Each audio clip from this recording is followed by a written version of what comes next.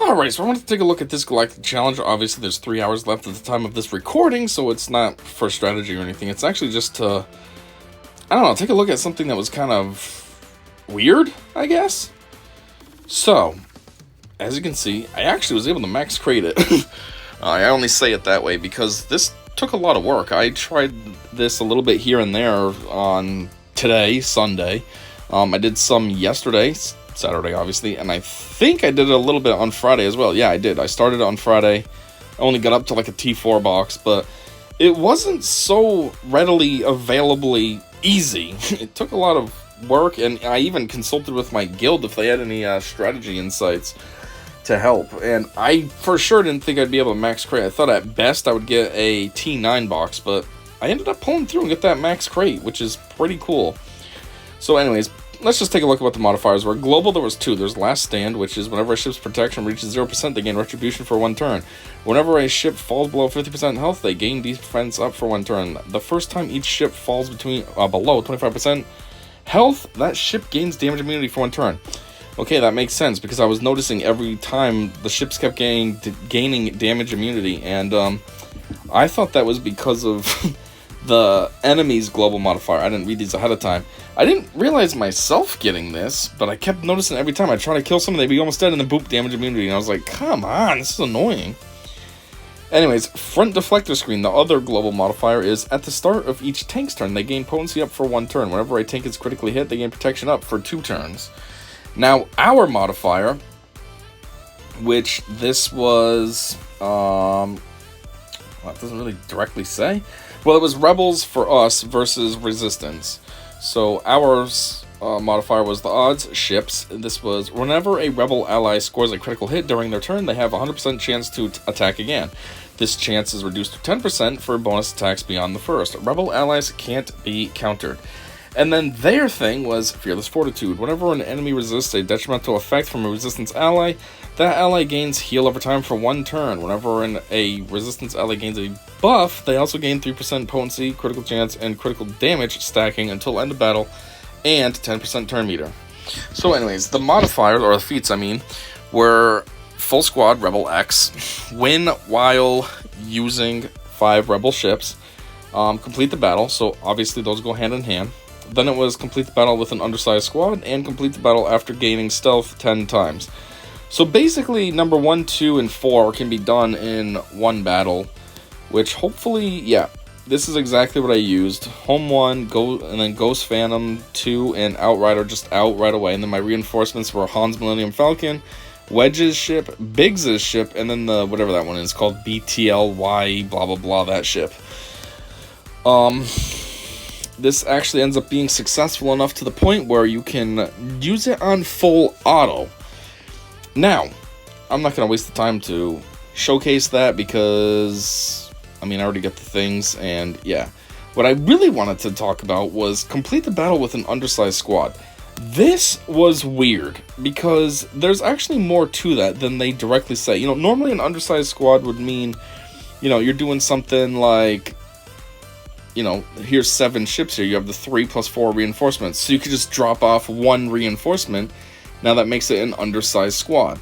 So I tried tons of options. I tried this, and I took off Wedge's ship. I'm not sure which one Wedge is, but yeah, I took off his.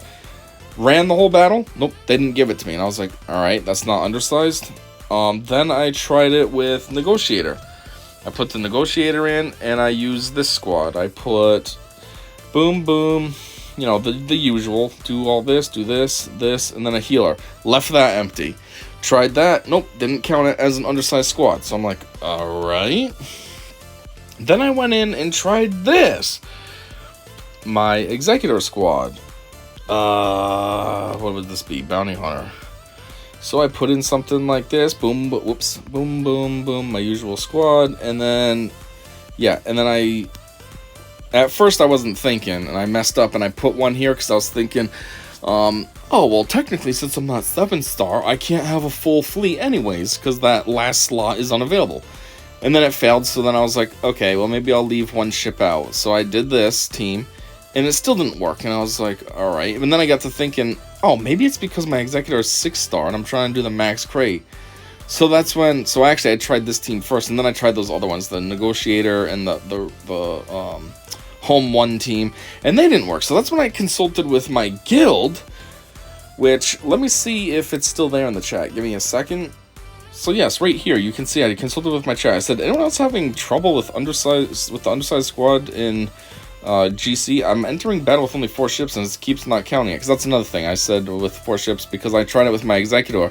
I did the 3 main ones, you know, Houndstooth, Xandu Blood, and Razor Crest, and then I put Slave 1 as my reinforcement, and it still didn't count it as an undersized squad.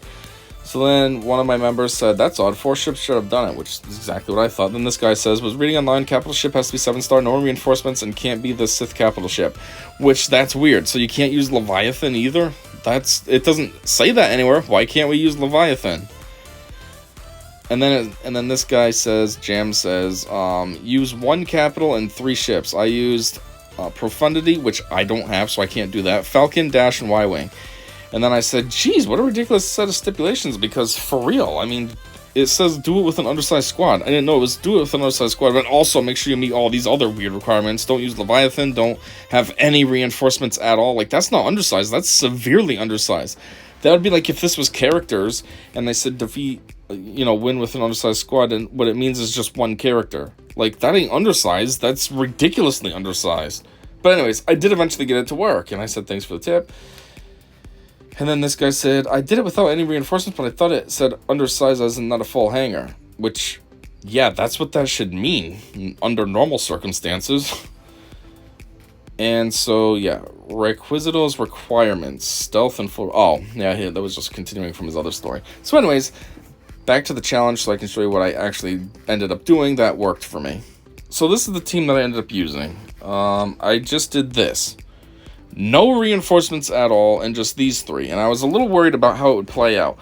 I don't know how it's going to play out this time around. What ended up happening last round is, you know, we're going up against the Resistance ship. So it did get its ultimate off on me, and it killed my Executor. And it ended up being these 3 versus a full team of 5 on the other side. But we actually pulled through, which was pretty cool. They got the one up with the... With annihilating my capital ship, but we ended up winning. So hopefully that happens again, just because, you know, it'd be pretty cool to showcase it. But this is what I had to do in order to get that requirement. I don't know why that was so weirdly specific. It didn't explicitly tell you that anywhere. It just, I don't know, left you to guess, or you have to read the forums or something, which I don't think to read the forums. I don't think I have to go that in depth for a stupid Galactic challenge, but apparently so. So yeah. It sucks, because I think I actually get close to being able to get my capital ship ultimate off, but obviously they have more ships than me, because I have no reinforcements, so they were able to get the drop before I can. Like, see, I'm down to 8 for a cooldown, so it's getting there, but this thing's gonna kill me pretty soon. Well, relatively soon, you know, it does get a reinforcement, maybe in a couple of turns, but still. Anyways, and it also is annoying because this takes forever to kill these things. And then look, they get their stupid damage immunity, and it's like, come on. 1 down. You know what, just for the dick of it, because we're probably going to lose the ship, might as well get a little bit of a heal going. I don't really want to go after this thing, but it's taunting, so I guess I really have no choice. It's kind of unfortunate. And it has foresight, so that's always fun. See, now I'm down to a cooldown of 4 for the ultimate, but I'm not going to be able to get it. Who knows, maybe this round it'll work out and I will get it. That'll be sick. Be a better outcome than when I did complete this max stars. Or max crate, you know what I meant. It's going to get damage immunity now, which is very annoying. Okay, maybe I can choose somebody else to... Oh, come on. Come on, damage... Oh, sweet! We got the drop. Nice! Alright, this should go a lot better for me than it did the last time. Sweet! I can't believe this actually worked out. Normally when I start recording, my outcome is always so much worse than when I did it the first time. This is actually so much better. We got the drop. Nice, so they're not even a full team. Technically, I'm 4 on 3 right now. You know, because I have my capital ship. Nice! I never healed up last time. Maybe somehow that healing up made a difference. I don't know how, but maybe. Because I'm pretty sure the ultimate charges with breach being built up, right? So maybe somehow healing gives me you breach? I don't know. Okay, now you get your annoying damage immunity, so we're still gonna wait for that. The other thing that's cool, not like it really matters, but with having my capital ship, I still get another shot at an ultimate being unloaded, so I don't think we're gonna last that long to be able to see that, but hypothetically, I could get another ultimate, which just helps. These damage immunities, though, at the last minute are so annoying. It just makes the battle drag out for nothing. I mean, I get so close to killing it, and then it's like, oh, damage immunity for a turn. Like, cool, good for you. Yeah, this is sick, though, that I actually have my ship. My capital ship. Wow, last time, like I said, this did not happen. I still pulled through, but it was a lot more stressful not having a capital ship. This makes things way easier. Like, I know I'm going to win now. You're not going to beat me. You don't even have a capital ship. Well, I still get all this on my side. And a potential another annihilate, which I won't be able to get because you're basically dead now, but still. Oh, come on. Oh, good. No damage. There we go. Takes forever. God, that was 4 minutes, but it feels way longer. But that's what you got to do. Or at least that's what I did. 3 ships, no reinforcements.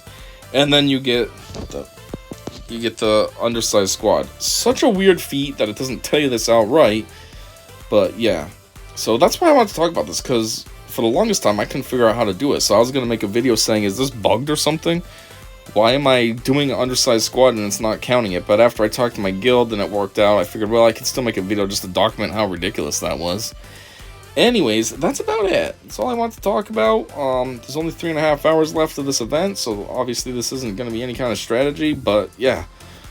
Thanks for checking this out, and until next time, I said see ya.